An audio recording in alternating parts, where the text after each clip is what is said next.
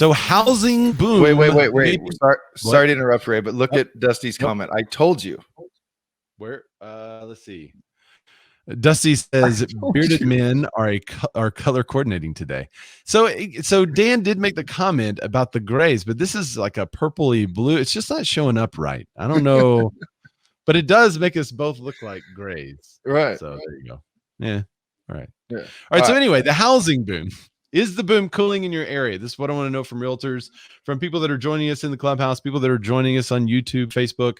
Is the boom cooling in your area? This article comes to us from CNBC. They're talking about high prices and high prices and low supply, taking some of the heat out of the housing market. Interest rates did fall slightly, but mortgage application volume did fall 4%. Compared to the previous week. Applications for a mortgage purchase fell 3% for the week and were 2% lower than a year ago. Now, remember, a year ago, we were kind of coming through the lull of whenever the showings kind of slowed down, all the applications slowed down for a little bit. The only thing that was up was refi applications. So then we're coming out of that lull a year ago. So they were abnormally high because they had like 4 or 5 weeks of pent up demand at that time. But pending home sales, which are counted by signed contracts, therefore an indicator of closed sales, dropped a wider than expected 4.4% in April, according to the National Association of Realtors. Now, here's a quote from Joel Kahn.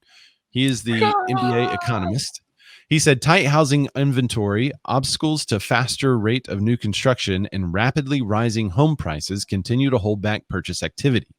The government purchase index declined to its lowest level in over a year and has now decreased year over year for 5 weeks straight. Let's see. I want to get to his other quote here. Even though rates have been below 3.2% over the past month, they're still around 20 to 30 basis points higher than the record lows in 2020. So basically, people are kind of used to the abnormally low rates. And now this rate, that amazing rate below 3.2%, is no longer so low that it's compelling people to go buy a house or compelling people to refi. So they're seeing the adjustments in the weekly mortgage demand. So Dan, are you seeing any kind of slowdown in your area? Are you feeling it? Are you seeing less homes being sold over list price, less competition? What's it like there? I mean, yes, but it's still incredibly competitive. So, by the way, I do hear a little echo. No, it's gone. You hear it now? Oh, okay. I think we're good. So it's less competitive, but what I mean is instead of 25 offers, there's 12. And like 3 years ago, 3 years ago, there was still like 5 or 6 offers per property, right? Yeah, so it's less competitive, but it's still tough to get an offer through or a buyer through. But the biggest thing I'm noticing is that, and we can kind of touch on it later, but it's tougher to get a listing now just because it seems like there's more competition, like there's more agents that have jumped into the market. So it's tougher to get a listing. I'll cover it later, but they're still coming. The listings are still coming. We're still getting them. But that seems like that's, like now that the market is cooling a little bit, or maybe there's just not as much inventory on the market to be gotten by all these agents, because there's always too many agents. I think that it part of the reason a little bit, but part of the reason seems to be a lot of people, I have like 10 or 15 people that want to list their house right now, but they're also worried about what may happen. They may not be able to find a property. And I think where do I go? Yeah. Headlines and everything. The people that are working with us as buyers, we are locating properties for them and helping them acquire the properties. So it's not in Arkansas, at least, it's not a tremendously low lack of inventory. It's just a normal low lack of inventory here, or normal low inventory here. Yeah. We have a pretty big lack. If everyone would get off the fence who is thinking about selling and would list, then there'd be this great inventory surge. So, well, if it's interesting here in California, if this exodus would actually happen, that would be amazing. Lisa Perk, I haven't heard from you in a while. She says there are a lot of delusional listing agents and sellers. That's my problem. Yeah. So there are people that are now pricing their home way, way above what the market says. As a matter of fact, I showed one the other day that was about $75,000 overpriced. No offers, not a lot of activity. It's going to sell super low. It needs so much repair. Yeah. So I think that's the way to find the deal, is to find those properties that may be sitting. And by the way, Nico, he said Lisa's totally right. I think one of the things we need to remember is that, because a lot of stuff in LA and Los Angeles it's going for 10, 20% over list. But Right. these things are appraising, we're not having a ton of appraisal issues, and or people are covering with cash, you know what I mean? So it's tough to say when something is actually worth 1.1 million, but it's listed at 890. Yeah, that seems like, it went way over ask, but it was already worth 1.1 million. They just kind of listed it more in the, I don't know. The strategy seems to list 10% below market right now. Yeah, Nico said that unskilled agents are coming out with horrible info. Maybe that's so why. I don't know what pricing strategy you guys give, but I give 3. So there's here's where we'll get 50 offers. Here's what we'll get, this is kind of the middle. I kind of look at it like a bubble. So the lower half of the bubble, I guess I could say. This one's going to get a lot of showings and we'll get some really solid offers. And this is the kind of pie in the sky, hopefully get it, but we're probably not going to get a lot of showings, and we might not get the activity here, which in my opinion hinders my sellers. I'd rather have them listed, get as many eyeballs on it as possible, and hopefully as many offers as possible. Then that puts them in the best possible situation. And that pricing strategy isn't just because the market's crazy. I've always used that kind of thing. Yeah, and one of the things that we talked about last week were the offers that are coming in. Instead of getting 20 offers, you may only get 6 or 7 now, but those 6 or 7 are above list price. It seems like those who are putting the offers in below list price and coming in super low, that's far and few between now. I mean, I'm hardly seeing any of those. So I will say it's still very competitive, but less competitive. And the thing that's tough is because here in California, there's a lot of cash. So for like my VA clients, it's a lot tougher to get that, even going up against someone that's 20% down.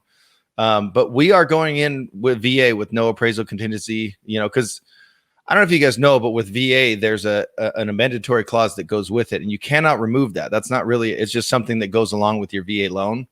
So you can go in with no appraisal, you can shorten your contingency. So there's ways around it to be aggressive, but it's still pretty difficult. Again, it's still competitive. It's not I don't feel like it's as frenzied as it was even 2-3 months ago.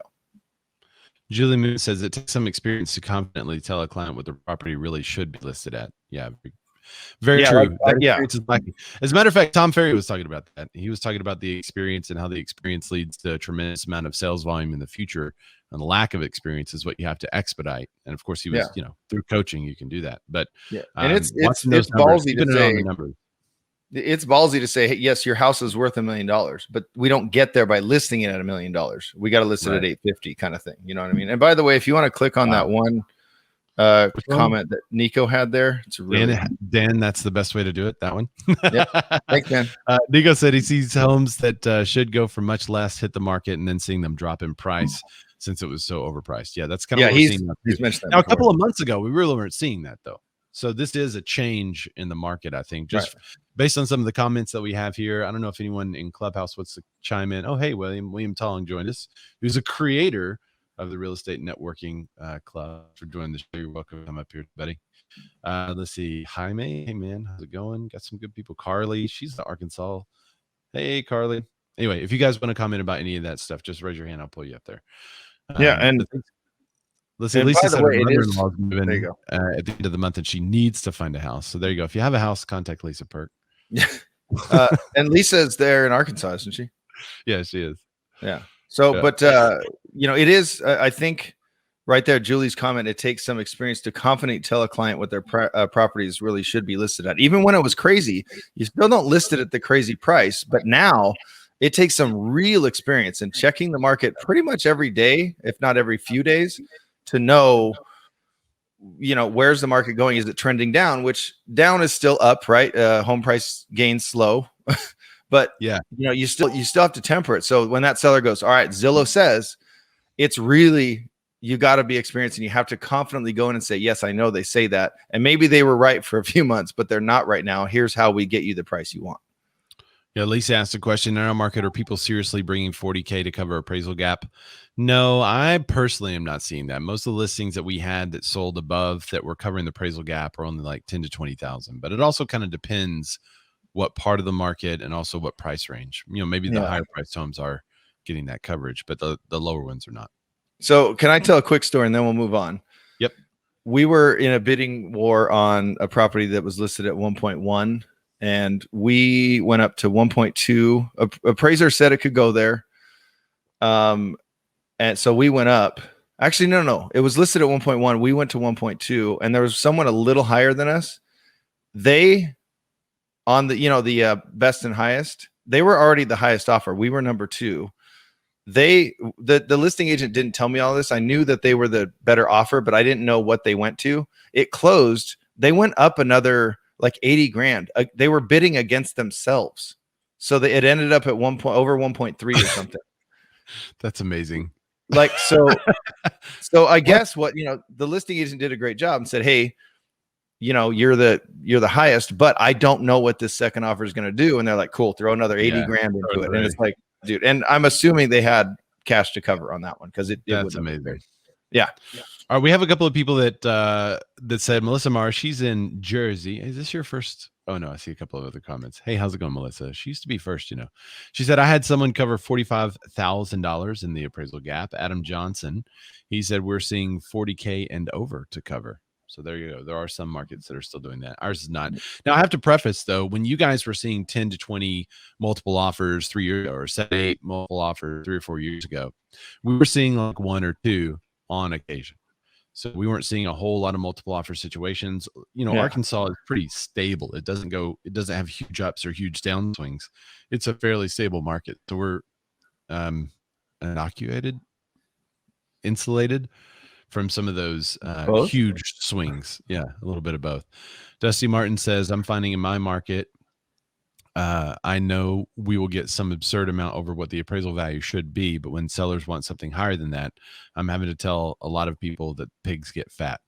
That pigs get fat, hogs get slaughtered. Have you ever heard that? Yeah. Yeah. So don't be a hog. Yeah. Adam Johnson's in a median sales price of 270.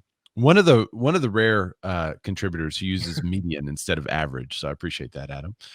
Melissa Mara says, I was at first today. Okay. She was showing someone. Okay. Well, thanks for joining us. Yeah. Appreciation here is slower. Lisa's in Little Rock. She said appreciation here is slower, but steadier. Yeah. All right. So Lisa, you throw 40K on a house, 40K, you'll be dead before you get that back. Yeah. You'll be dead before you get it back out. It's possible to, but it's going to be super rare.